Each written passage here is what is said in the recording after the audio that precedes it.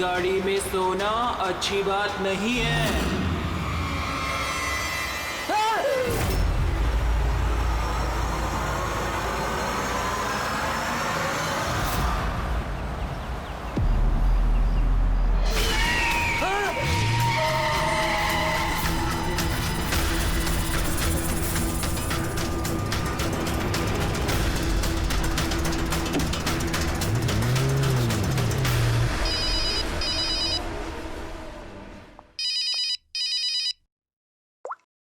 हाँ विनीत।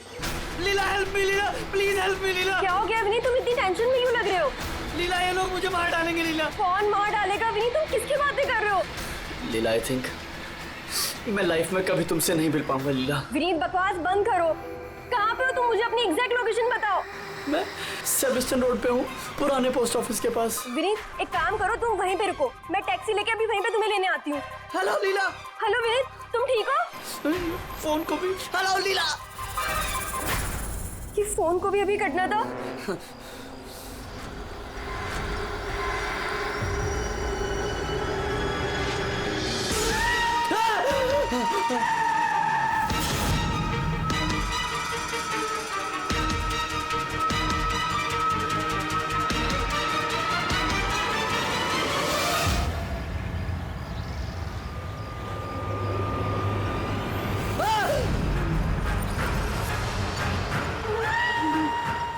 भगवान please help मी, मुझे मेरे घर तक पहुंचा दो प्लीज।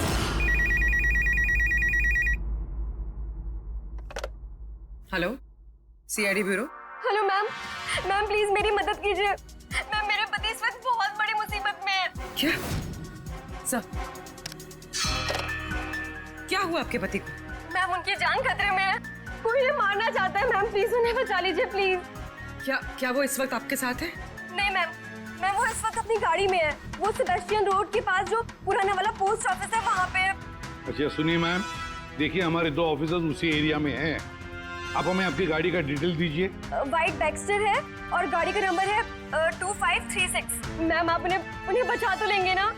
आप फिक्र मत कीजिए, आपके पति को कुछ नहीं होगा। ओके पूर्वी, अभिजीत को फोन करो, उसे गाड़ी की डिटेल्स दे दो और उससे बोलो कि अर्जेंट है। या यही नंबर है। ये गाड़ी ऐसे क्यों चला रहा है? ये तो एक्सीडेंट कर देगा।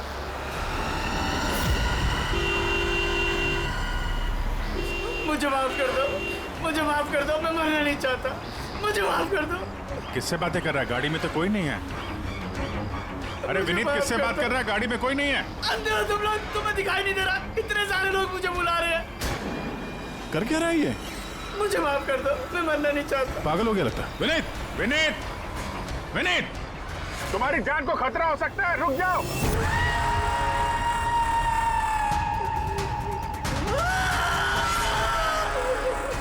अंकल मेरे साथ खेलो ना, बहुत मजा आएगा।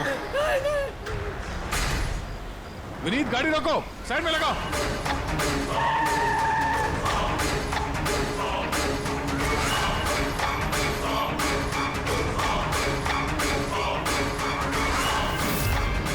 रुक जाओ विनीत, विनीत।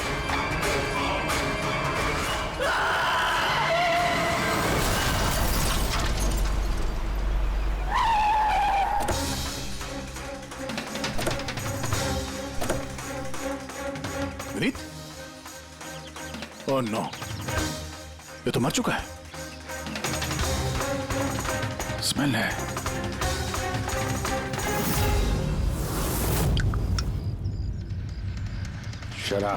शराब पी के गाड़ी चला रहा था, लेकिन ये गाड़ी में बात कैसे कर रहा था? शराब के नशे में बड़बड़ा रहा होगा। शराब पी के तो यही होता है, एक्सीडेंट।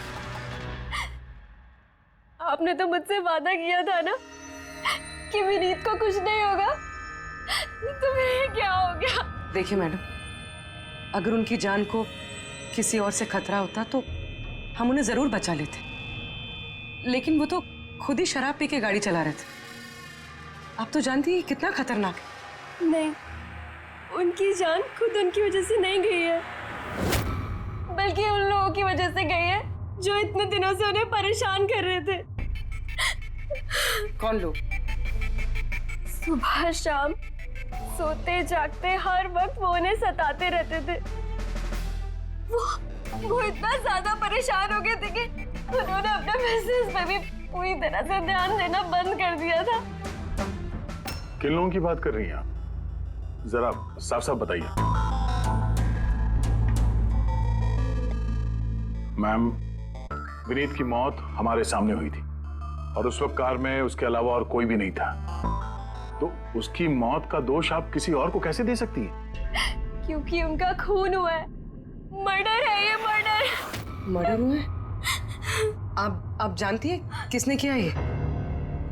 आत्माओं ने। भले ही आप लोगों ने वो आत्माएं नहीं देखी होगी, लेकिन विनीत उन्हें साफ साफ देख सकते थे। सीआईडी आत्माओं को नहीं मानती। आप भी मानते सर। अगर आपने तो 2 हफ्ते पहले वाला नजारा देखा होता। लीला उठो, उठो लीला, लीला उठो। विनीत, विनीत,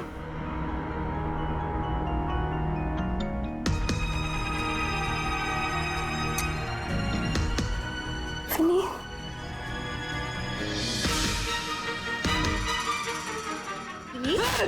लीला, क्या हुआ विनीत? वहाँ देखो, कबर्ड के ऊपर। क्या है वहाँ विनीत? लीला, कबर्ड के ऊपर मुझे घूर रहा है। लीला, मुझे सोने नहीं दे रहा वो। विनीत, वहाँ पे कुछ नहीं है, कुछ नहीं है वहाँ पे। तुमने ना जरूर कोई बुरा सपना देखा है। चलो आगे सो जाओ। मैंने कोई सपना नहीं देखा और वो देखो अभी भी घूर रहा है और तुमको दिख क्यों नहीं रहा यार? विनीत, वहाँ पे कुछ नहीं है। तुम्हारी तबीयत ठीक नहीं है विनीत, तुम आगे सो जाओ। चलो, कुछ नहीं है विनीत।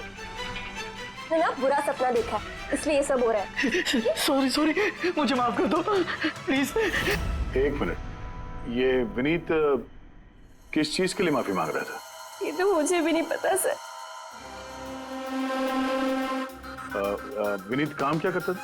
सर, उनकी कंपनी हॉस्पिटल्स में मेडिकल इक्विपमेंट सप्लाई करती थी।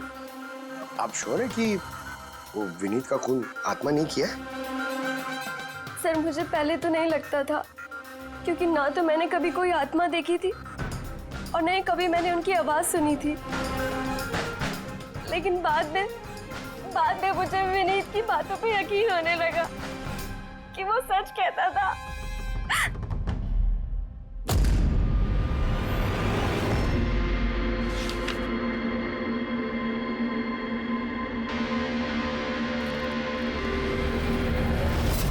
हाँ बॉस, इसकी मौत की एक ही वजह नजर आ रही है। इसके सर पर लगी हुई है चोट, जो इसे एक्सीडेंट के दौरान लगी। पक्का डॉक्टर साहब, कोई और वजह नहीं?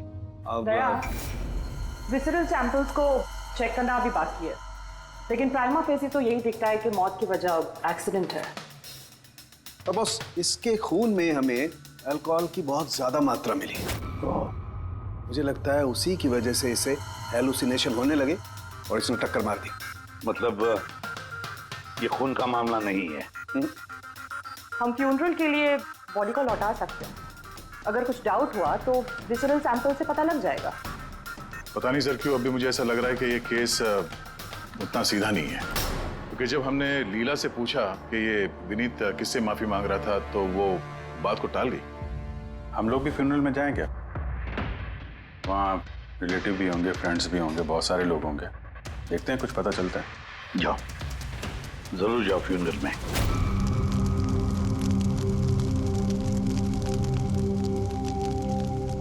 अच्छा हुआ मर गया। ऐसे गलत लोगों के साथ ऐसा ही होना चाहिए। तुमने बिल्कुल ठीक कहा, इसकी मौत इससे बदतर होनी चाहिए थी। बस अब उस दिन का इंतजार है जब उन दोनों की भी चिता जलते हुए देखूंगा। उस दिन तुम सबको बहुत बड़ी पार्टी दूंगा मैं। क्या प्रॉब्लम क्या तुम्हारी? हाँ? यहाँ पर एक आदमी की चिता जल रही है, शौक मनाने के बजाय जश्न मनाने की बात करो तुम लोग। क्यों ना मनाऊं जश्न? अरे असली जश्न तो उस दिन मनेगा जिस दिन ये दोनों भी अग्नि की भेंट चढ़ेंगे। वो दोनों अग्नि की भेंट चढ़े या ना चढ़े, तुम सीआईडी के हत्थे जरूर चढ़ोगे। सर, अगर आप लोग सीआईडी से हैं तो आपको मुजरिमों का साथ देने के बजाय हम लोगों को इंसाफ दिलाना चाहिए सर। एक मिनट, कहना क्या चाहते हो, पूरी बात बताओ। सर मेरा नाम रोहित है और मेरे पिताजी पर्पल हॉस्पिटल में एडमिट थे। डॉक्टर सर वो वेंटिलेटर पे। डॉक्टर नर्स डॉक्टर का रिलैक्स। मेरे पिताजी मर रहे हैं वहाँ पे, प्लीज डॉक्टर को बुलाइए प्लीज। क्या हुआ? क्यों शोर मचा रहे हो? शोर ना मचाऊं तो क्या करूं? मेरे पिताजी मर रहे हैं वहाँ पर और आपका स्टाफ यहाँ बैठकर मक्खियाँ मार रहा है। आप शांत हो जाइए प्लीज। आप जाइए पेशेंट के पास, हम आते हैं। मैम प्लीज जल्दी कीजिए प्लीज। हाँ गजब हो गया, सारे के सारे वेंटिलेटर्स एक एक करके बंद हो रहे हैं। यस मैम, हमारे 2 इंटर्न्स मैनुअली ऑक्सीजन दे रहे हैं कुछ पेशेंट्स को। मैम हर पेशेंट के साथ ऐसा नहीं हो सकता, अगर वेंटिलेटर्स ठीक नहीं हो तो पेशेंट मर जाएंगे। धीरे बोलो। अरे ये हॉस्पिटल के रेपुटेशन का सवाल है, अगर मरीजों के घर वालों को पता चल गया है ना फिर बवाल हो जाएगा। डॉक्टर आप प्लीज 2 मिनट का वक्त दीजिए, हम सोल्यूशन। मैम एक एक करके सारे वेंटिलेटर्स बंद हो रहे हैं। बाकी के वार्ड्स में चेक करो। Okay ma'am.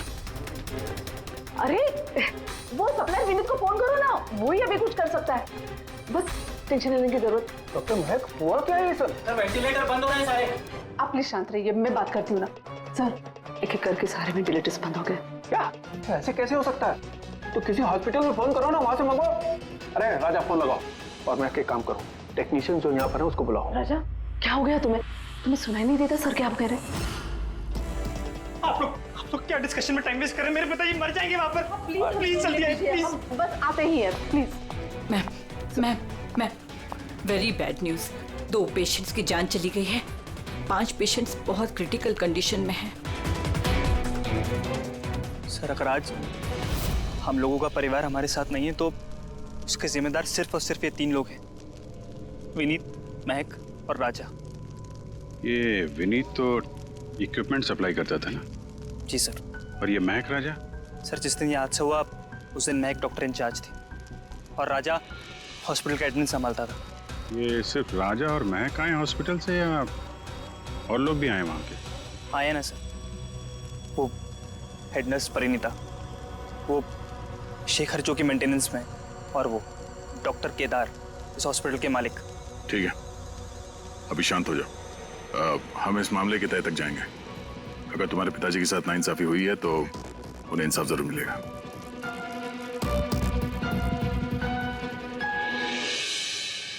समझ में आया कि ये विनीत माफी क्यों मांग रहा था। मुझे माफ कर दो, मैं मरना नहीं चाहता, मुझे माफ कर दो। और ये भी समझ में आ रहा है कि विनीत की मौत से इतने लोग खुश क्यों हैं। यानी विनीत की मौत का जिम्मेदार कोई भी हो सकता है। अब विनीत के बाद खूनी का अगला निशाना ये महक और राजा हो सकते हैं।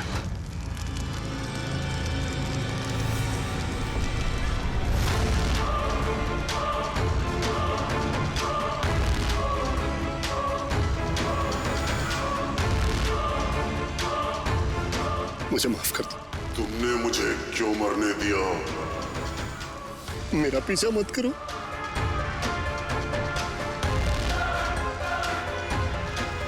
ये बात किससे कर रहा है? मेरा पीछा मत करो। उन्हीं काल्पनिक लोगों से जिससे विनीत बात कर रहा था। शायद ही तू मुझे बचा सकती थी, जो मरने दिया मुझे। तुम भी मरने के लिए तैयार हो जाओ। और ये महक भी सहमी से लग रही है। छोड़ो, छोड़ो मुझे, छोड़ो मुझे, आग में मत खींचो। मेरी कोई गलती नहीं है। छोड़ो, छोड़ो, छोड़ो, छोड़ो मुझे, छोड़ो, छोड़ो, मत खींचो मुझे आग में। छोड़ो, क्या कर रहे हो? इधर आओ। क्या कर रहे हो यार? हैं? मैं बस परेशान हूँ, इसमें आप लोग क्या कर सकते हैं? मुझे खुद ही निपटना होगा अपनी परेशानी से। आप इधर आओ, थोड़ा दूर हट जाओ इधर से। तो बहुत सारे लोग हैं जो विनीत की मौत की खबर सुनकर खुश हो गए हैं। हाँ सर, और अब वो महक और राजा की मौत की खबर सुनना चाहते हैं। राजा और महक, इनका बर्ताव भी कुछ नॉर्मल नहीं लग रहा था सर। काफी डरे डरे से लग रहे थे, विनीत की तरह। सर विसरल सैंपल्स की रिपोर्ट आ गई है। ग्रेट, कोई गड़बड़ है? हाँ, एक आम इंसान का खून जितना लाल होता है, विनीत का खून उससे बहुत ज्यादा लाल था। अब समझ में आया कि विनीत को आत्माएं क्यों नजर आ रही थी। क्यों सर? पूर्वी, जब इंसान का खून जरूरत से ज्यादा लाल हो तो इसका मतलब ये होता है कि वो इंसान बहुत ज्यादा लंबे समय तक कार्बन कंपाउंड के संपर्क में रहा, और इस कार्बन कंपाउंड की वजह से ही उसे हेलुसिनेशन आते हैं, जबरदस्त किस्म के। तो मतलब किसी ने जानबूझकर विनीत को इस कार्बन कंपाउंड के संपर्क में लाया हो, जिसकी वजह से विनीत की दिमागी हालत खराब हो गई, जो उसकी मौत का कारण भी बन गई। सर, खूनी को ये कार्बन कंपाउंड मिला कहां से होगा? हमारे आसपास हर जगह कार्बन कंपाउंड फैला हुआ है। मॉडर्न जिंदगी में हम जितनी भी मशीनों का इस्तेमाल करते हैं, वो सब की सब, लगभग सब की सब कार्बन कंपाउंड निकालती हैं। हाँ, कोई भी मशीनों के साथ छेड़खानी करके ऐसी साजिश कर सकता है। तो कार में बैठने के ठीक पहले विनीत ऐसे किसी केमिकल के संपर्क में आया होगा, जिसकी वजह से उसे ये हेलुसिनेशन वगैरह हो रहे थे। बिल्कुल बॉस, गाड़ी के एग्जॉस्ट सिस्टम को चेक करना चाहिए, गड़बड़ वही हुई है।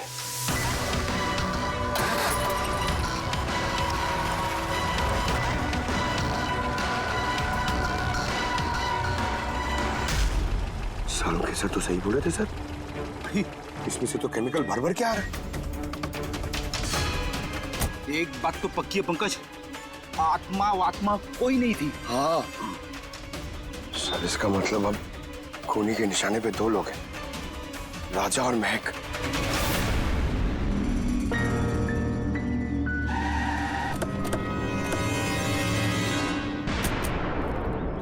फ्यूनरल में राजा का बर्ताव ठीक नहीं था, अभी भी उसकी मानसिक स्थिति ठीक नहीं है। अरे सर, दरवाजा तो खुला है।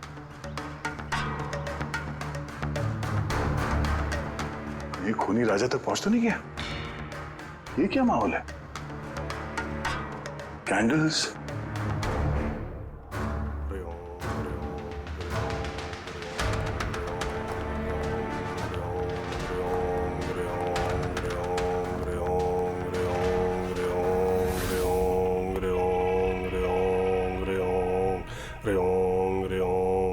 राजा,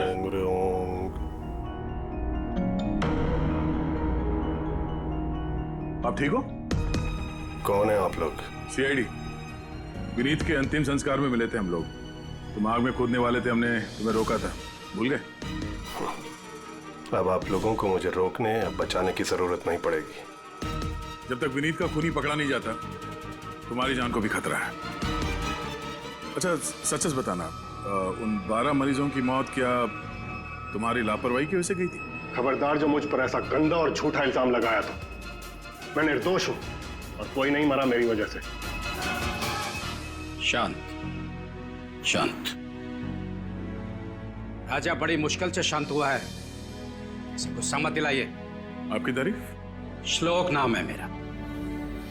मैं राजा की इस बुरे वक्त से बाहर निकलने में मदद कर रहा हूं। ओह, तो आप साइकियाट्रिस्ट हैं? साइकियाट्रिस्ट नहीं, साइकिक, मीडियम। इस दुनिया और दूसरी दुनिया के बीच एक पुल समझ लो। दूसरी दुनिया? दूसरी कौन सी दुनिया? वही आत्माओं वाली दुनिया। वैसे हम भी एक पुल है, मुजरिमों की दुनिया से लेके जेल के अंदर सलाखों के पीछे तक पहुंचाने का पुल। पर सर, आप मुझे सलाखों के पीछे क्यों डालना चाह रहे हैं? मैं तो राजा की आत्माओं से बचाने में मदद कर रहा हूं। राजा को आत्माओं से नहीं, केमिकल पॉइजनिंग से बचाने की जरूरत है। और बंद करो अपना ये ढोंग, समझे? सर, वो कहां इशारा कर रहे? उस बूढ़े आदमी की तरफ जो एसी के पास खड़ा हुआ है। किसकी बात कर रहे हैं? मुझे तो कोई भी नहीं दिख रहा। मुझे भी नहीं दिख रहा है। मानो या ना मानो, इस कमरे के अंदर कोई शक्तिशाली आत्मा है जो राजा को नुकसान पहुंचाना चाहती है। अभी पता चल जाएगा।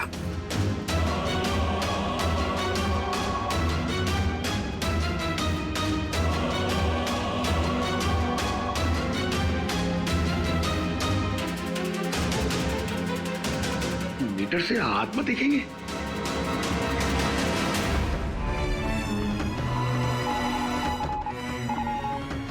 देखा, वो आत्मा एसी के पास ही है। मेरी ईएमएफ मशीन झूठ नहीं बोल सकती।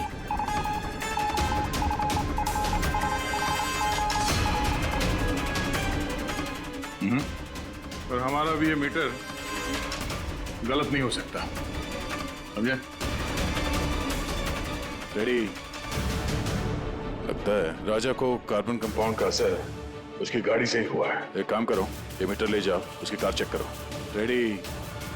पंकज,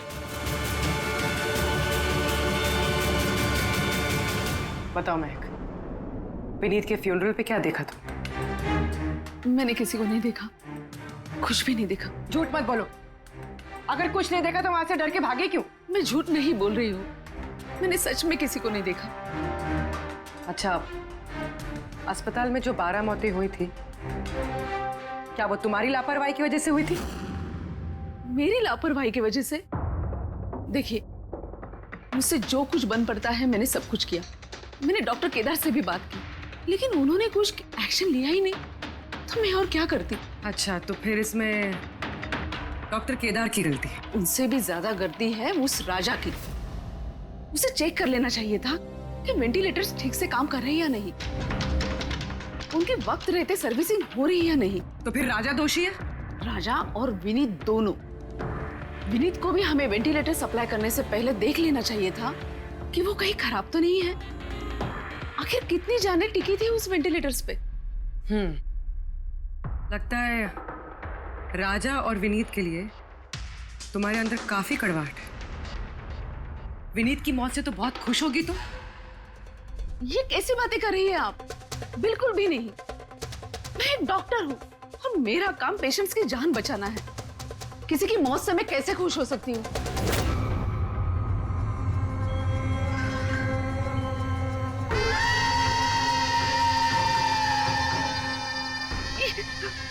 वो आ गया, वो आ गया, वो देखिए। लेकिन यहाँ तो कोई नहीं। पीछे यहाँ पर कोई नहीं है। देखो, तुम घबराओ मत। जब तक मैं हूं तुम्हें कुछ नहीं होगा। हाँ?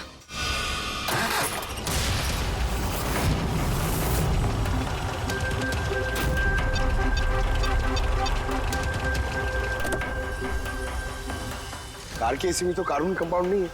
घर के अंदर देखते, चलो।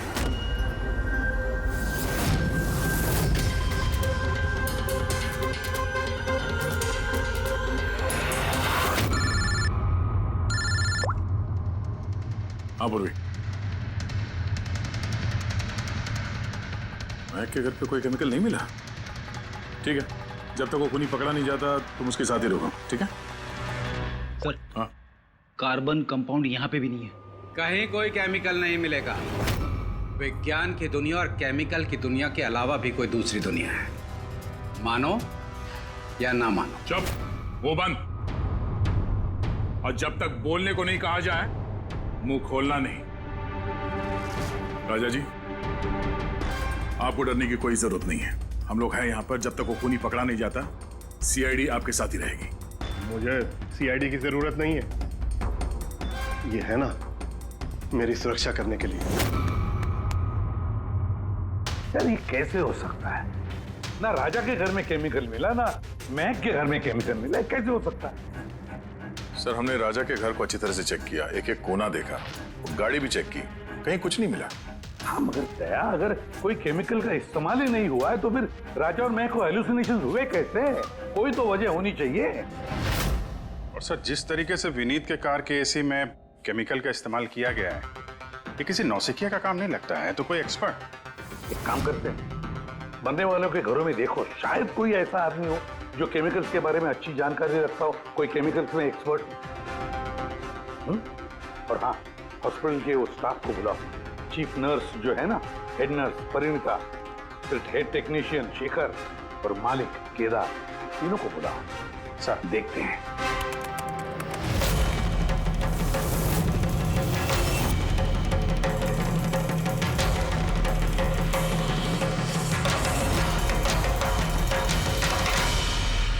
तुम्हारा नाम शेखर है?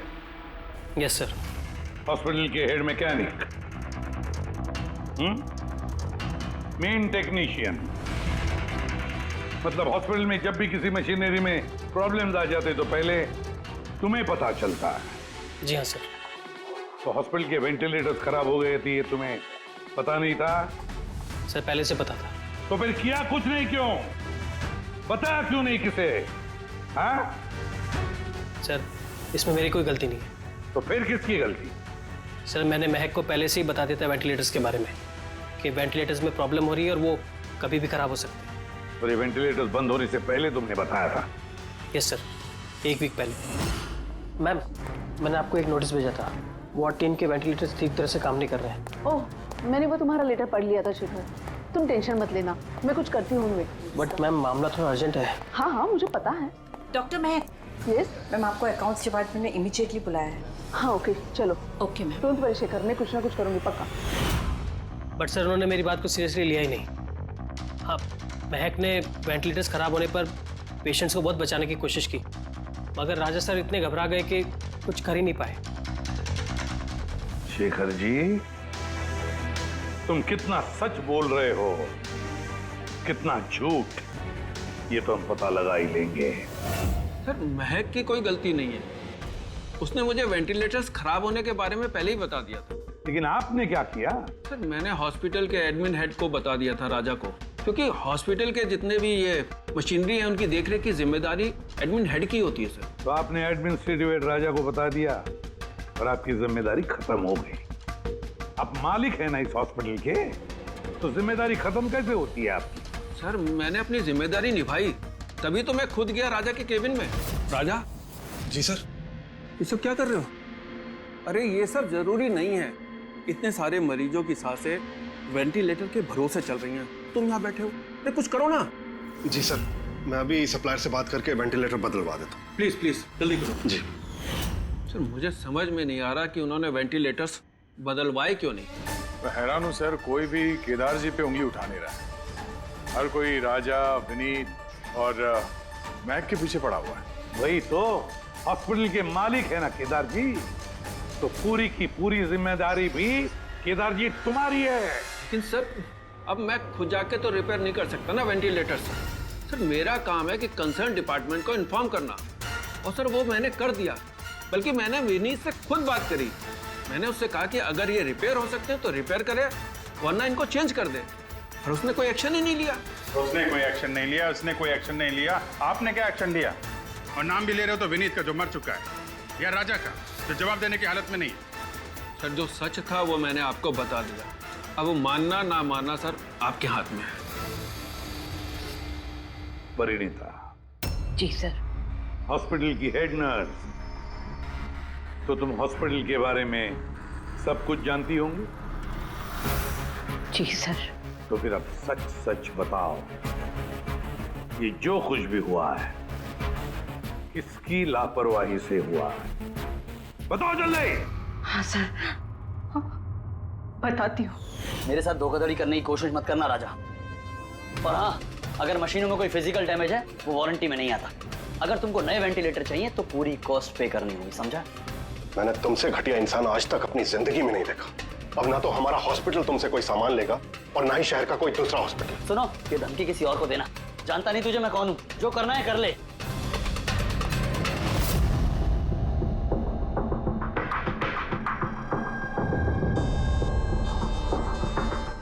ये जो कुछ भी हुआ है इस राजा और विनीत के झगड़े की वजह से हुआ है।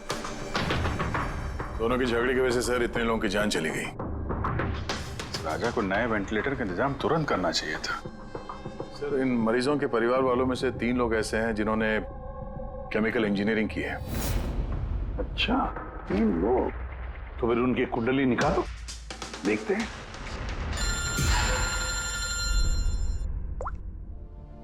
Hello ACP Pradyuman. What? ठीक है, हम अभी पहुंचते हैं। क्या हो सर? राजा की मौत हो गई।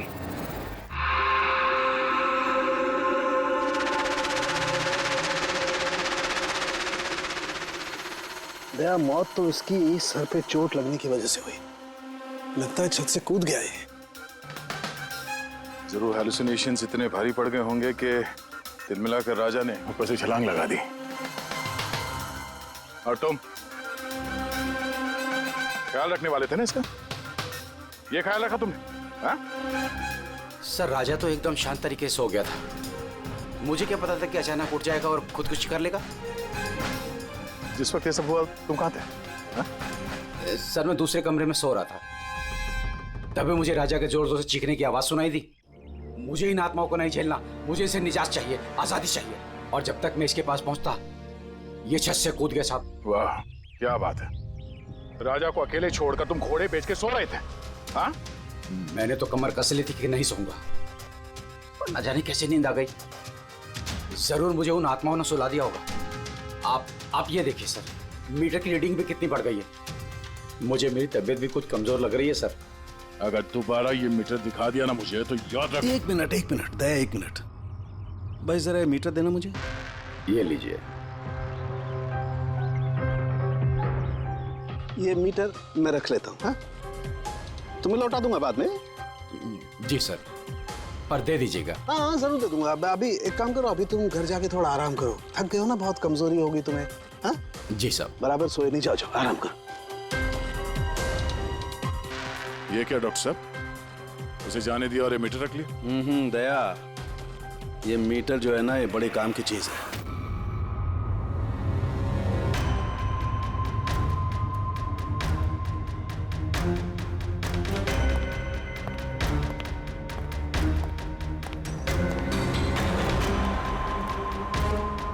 इस रूम में चेक करता हूं।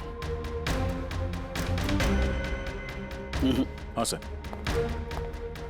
नहीं, ऊपर चलते हैं।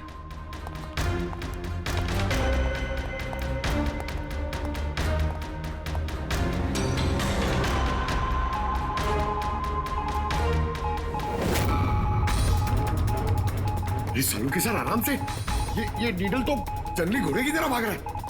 माय गॉड, हम यहाँ पर ऐसे नहीं खड़े रह सकते दया, हमें प्रोटेक्टिव गियर्स पहनने पड़ेंगे। प्रोटेक्टिव गियर्स वो किस लिए सर? अरे अपनी सुरक्षा के लिए।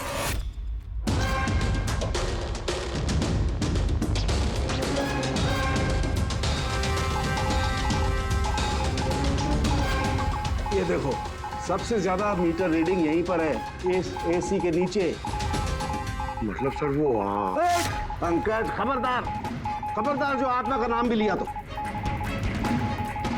सर ये मीटर किस तरह इशारा कर रहा है? बताता हूँ। बाहर चलो।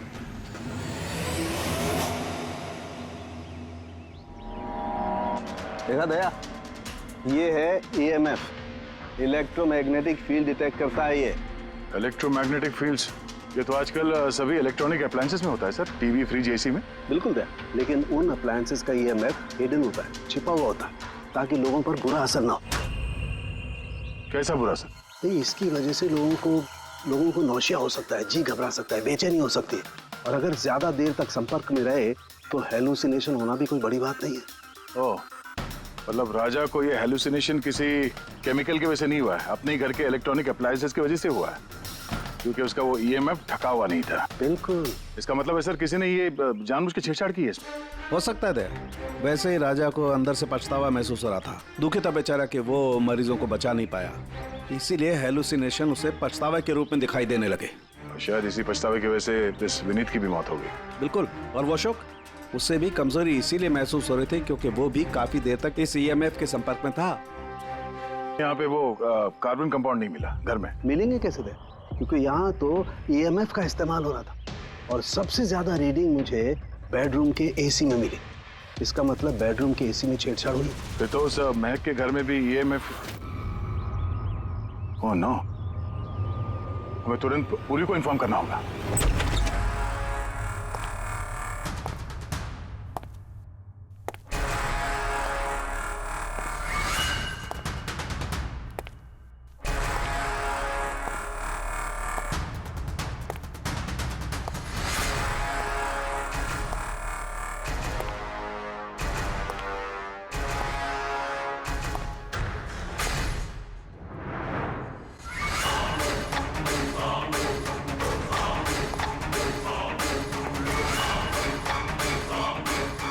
जान लेकर चैन नहीं पड़ा तुम्हें, जो फिर से मुझे मारने आई हो।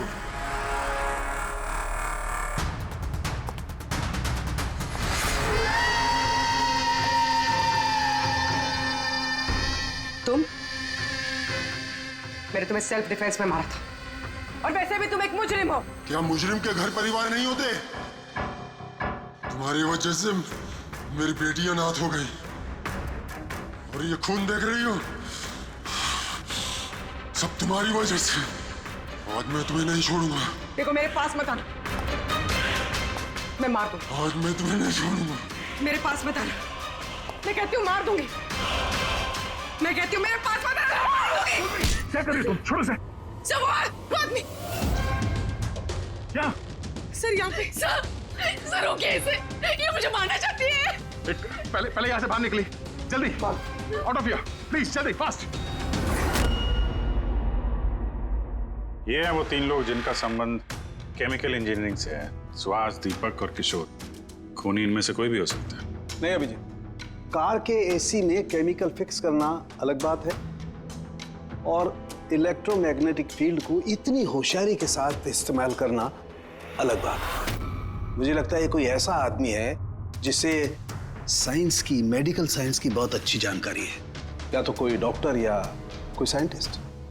जिसने भी किया उसने पूरा बंदोबस्त किया था इस इलेक्ट्रोमैग्नेटिक फील्ड का, कि ये महक और राजा दोनों कायम के लिए उस ईएमएफ के असर में रहे हैं। हो सकता है जब ये दोनों हॉस्पिटल में अपना काम कर रहे थे तब भी ये ईएमएफ वहां पर प्रेजेंट था। तो फिर सर शायद हॉस्पिटल के किसी मशीन के साथ भी छेड़छाड़ की गई होगी। बिल्कुल दया, बिल्कुल। और ये करने वाला वही है, हॉस्पिटल का अंदर वाला। तो ये वो जगह है जहाँ पे महक और राजा बैठा करते थे। जी हाँ। और कौन कौन आ जा सकता था इस कमरे में? सर सिर्फ स्टाफ वालों को अंदर जाने की परमिशन थी, वो भी अगर कोई काम हो तो। मतलब बाहर का कोई आदमी यहाँ नहीं आ सकता? नहीं सर, यहाँ तक कि मरीजों को भी अंदर जाने की इजाजत नहीं थी। उसका मतलब तो ये हुआ कि स्टाफ का ही कोई है, मतलब आप में से कोई एक खूनी है। ये आप कैसे कह सकते? ये हम नहीं कह रहे हैं, ये ईएमएफ मशीन कह रही है जिसने हमें सब कुछ बता दिया है। और इस ईएमएफ मशीन के हिसाब से इस एसी के साथ छेड़छाड़ की गई थी। इसका मतलब है राजा और महक को मारने की कोशिश की गई थी, मगर बेचारा राजा मारा गया। एसी के साथ छेड़छाड़? क्या कह रहे हैं आप लोग? हमें तो कुछ समझ में नहीं आ रहा। ये बात इस कमरे में मौजूद वही इंसान समझ सकता है जो खुद खूनी है।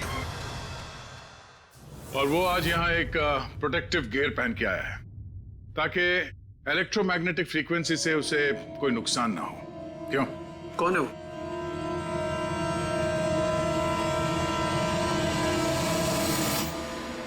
यहाँ